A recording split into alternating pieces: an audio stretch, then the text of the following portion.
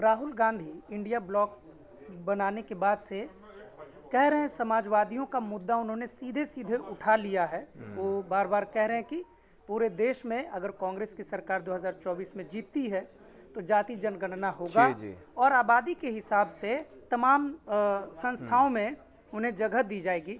आपकी पार्टी का इस पर क्या कहना है? देखिए, आपको ये बता दें, ऐतिहासिक रूप से सिर्फ सोशलिस्ट पार्टी और सोशलिस्ट के लोगों ने ही इस मुद्दे पे मुखरता से आवाज़ उठाई है।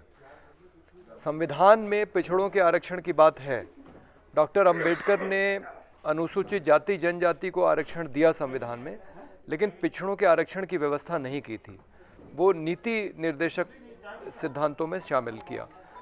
लेकिन डॉक्टर लोहिया ने पहली बार ये नारा देके 100 में पावे पिछड़े 60, सोशलिस्टों ने बांधी गांठ, पिछड़ों के लिए 60% आरक्षण की बात की। और उसके बाद जयप्रकाश नारायण के नेतृत्व में जब पहली बार सोशलिस्ट लोगों की सरकार बनी जनता पार्टी की, तो मंडल आयोग बनाया गया, जिसकी सिफारिशों को जब विश्वनाथ प्रताप सिंह के नेतृत्व में दूसरी समाजवादी सरकार बनी तो उसने उसको लागू किया।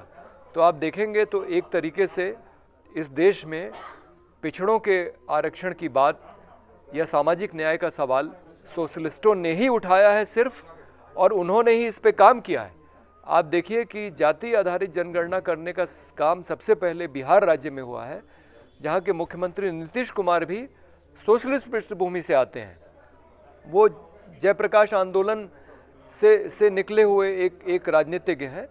तो ये इस मुद्दे में हम लोग इसके बारे में बहुत स्पष्ट हैं कि ये इस मुद्दे को हमने शुरू से समर्थन दिया है और आज भी इसमें हमारा समर्थन है।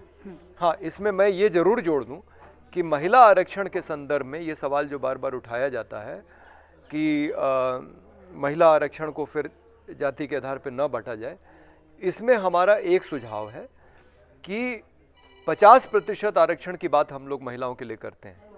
तो आप जो आरक्षण दे रहे हैं उसको आधा पुरुष आधा स्त्री में बांट दीजिए। SC, ST, OBC, अल्पसंख्यक जो भी आरक्षण दे रहे हैं आधा आधा बांट दीजिए, और जो बचे उसको में भी आधा महिला करिए, तो महिलाओं का 50% हो जाएगा और सभी वर्गों की महिलाओं का प्रतिनिधित्व हो जाएगा।